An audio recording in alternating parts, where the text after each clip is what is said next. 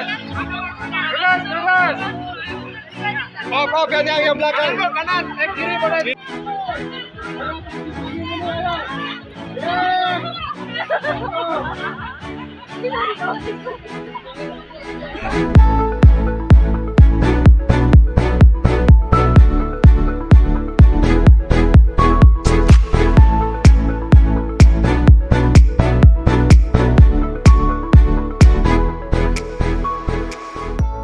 Tes training ini pertama kali di Sumba, waktu itu hanya ada V4 dan V5 ya, rata-rata jenderal-jenderalnya lah. Begitu pulang dari Sumba, saya melihat perubahan yang luar biasa. Dari tim yang dulunya selalu egois, menjadi berbaur, mau berbagi ilmu ya. Dari tim yang dulunya cuman mentingin diri sendiri, sekarang itu benar-benar mau banyak bantu orang. Ya, kenapa ini penting? Karena kalau kita mau sukses bareng, yang kita penting ini bukan jaringan kita. Ya, jaringan itu sudah ada jalurnya masing-masing. Rezeki itu sudah ada jalurnya masing-masing. Setuju ya? Perusahaan ini IPO dan sukses. Bukan jaringan kita yang sukses. Ingat itu baik-baik, ya. Jadi tadi David udah ngajarin, kalau memang kita mau membantu orang, bantulah setulus hati, ya. Jangan kita mau membantu ada maksud di belakangnya, seperti tarik sana, tarik sini. Kalau masih melakukan itu mulai hari ini, saya berharap berhentilah, ya. Gak apa-apa kita bantu orang dengan tulus, rezeki itu Tuhan yang balas, oke? Jadi kedua yang saya mau sampaikan adalah kenapa saya bisa sampai di titik ini hari ini. Karena saya punya orang yang selalu saya ingat untuk saya perjuangkan. Saya nggak pernah mikirin diri sendiri. Karena kalau saya berjuang untuk diri sendiri, akan ada batasnya. Benar ya? Maksudnya gini, di saat kita berjuang cuma untuk diri kita, akan ada limitnya. Tapi di saat kita berjuang demi seseorang yang kita cintai, entah orang tua, anak, istri, ya, siapapun lah, perjuangan kita itu akan berbeda, ya. Itu yang saya lakukan sampai hari ini. Kenapa nama tim ini Zeus? Karena saya berjuang untuk anak-anak saya, ya. Saya tinggalin dia waktu baru lahir seminggu, istri saya juga baru lahir seminggu saya tinggalin. Di awal itu perjuangan saya bisa punya energi yang gak ada habisnya karena keluarga-keluarga tercinta. Buat orang tua saya, papa saya mungkin kalian dari kemarin udah lihat ya. Dari bisa jalan sekarang nggak bisa jalan. Tapi puji Tuhan sekarang udah mendingan. Minimal bisa berdiri gitu loh ya. Kalau dulu itu nggak bisa, hanya bisa terbaring. Nah untuk orang-orang itulah kita berjuang. Ya, setelah level itu tercapai, kalian akan merubah mindset kalian. Berjuang buat orang tim kalian yang lebih banyak lagi. Karena saya punya prinsip, waktu di Sumba saya ngomong ke teman-teman semua. Di Sumba adalah satu training di mana kita datang sebagai teman bisnis, pulang sebagai saudara. Ya, saya pengen teman-teman di sini tuh punya perasaan seperti itu. Bisnis ini hanyalah bisnis, tapi kalau persaudaraan itu abadi. Ya, saya berharap one day kita sudah pensiun, kita masih bisa ngumpul-ngumpul, ya, bukan di Bali lagi, di Dubai kayak, di Amerika kayak, di mana kayak, ya. Ya, oke. Terus yang ketiga, poin pentingnya pelajaran training kita kali ini adalah selalu ubah mindset kita. Ya, saya paham teman-teman semua ini punya pengalaman-pengalaman yang selalu berbeda. Apalagi kalau pengalaman masa lalu yang buruk. Jadi mindset itu kayaknya sudah tersetting gitu loh.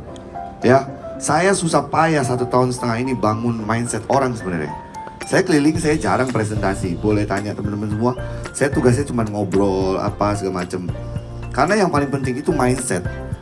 Kalau mindset kita udah bener, kita berjuang, kita yakin, kita belajar, uang itu akan datang sendirinya. Jadi yang paling penting di saat kita mau mengedukasi orang, kita edukasi dengan benar, ya. Buka mindset mereka. Jelaskan apa adanya, nggak usah dilebih-lebihkan, nggak usah dikurang-kurangkan.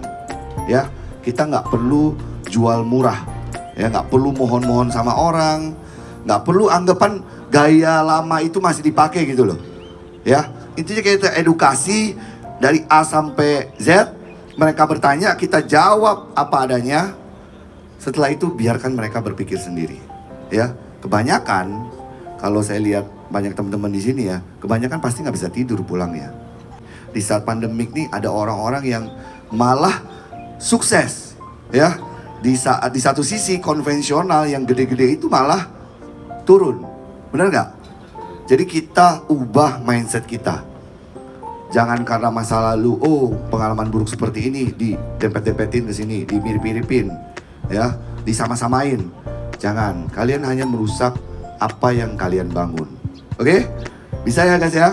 Bisa. Oke, keempat yang saya mau bahas adalah perjalanan kita menuju IPO. Tadi saya banyak cerita-cerita di belakang sama salah satu leader ya, Koheri. Kenapa selalu IPO? Apa sih IPO itu? IPO secara garis besar kita tahu itu adalah initial public offering atau go public, benar ya? Tapi bukan itunya yang saya target. Karena di titik IPO itulah semua ekosistem ini sudah autopilot. Ya, bukan leader-leader yang harus fight mati-matian lagi gitu loh.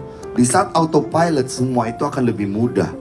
Kayak Gojek ya, dari awal ya mereka nge-push bagaimana caranya, pokoknya komunitas ini harus growing. Ya, tapi begitu sudah seperti sekarang sudah autopilot. Autopilot itu maksudnya apa? Tokopedia mau merger bareng ya, semua brand pengen jualan di sana, semua iklan pengen ikut di sana, investor udah datang sendirinya lah. Bener ya? Maksudnya itu. Tapi dengan kondisi seperti sekarang ini kita masih harus fight, berjuang. Makanya saya selalu ngomong sama teman-teman semua, bukan target sales yang kita harus kejar. Bener ya? Saya beberapa kali di training ini saya sering ngomong sama beberapa leader yang saya lihat nih perkembangannya nih cuma jumlah salesnya, orangnya itu aja. Ya, saya ngomong itu sudah salah kaprah. Yang kita butuh adalah database. Ya. Kalau kita dengan jumlah yang sama tapi salesnya makin gede, itu hanya akan merusak ekosistem yang kita bangun sendiri. Jadi kita harus paham, fokus kepada edukasi orang baru, ya, bukan fokus kepada orang yang sudah di dalam. Orang yang sudah di dalam itu kita cuma perlu service, maintain. Mereka butuh apa, kita layanin. Mereka butuh belajar apa, kita ajarkan.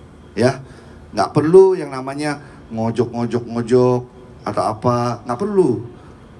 Mereka punya pemikiran sendiri kok. Mereka cocok, mereka akan buka toko lagi. Mereka nggak cocok, biarkan mereka berhenti. Simple. Ya, kita ini bukan bisnis pemaksaan. Kita mau sukses bareng. Benar nggak?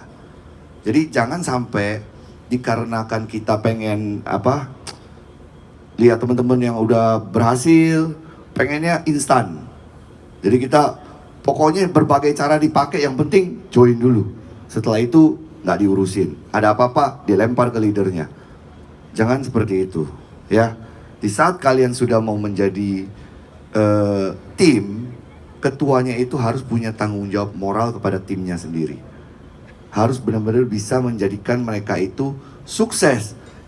Bukan malah mengajak orang cuman menjadikan leadernya yang sukses. Itu mainan sebelah-sebelah sana. DVD saya nggak pernah mengajarkan kayak gitu ke teman-teman. Mau sukses, sukses bareng.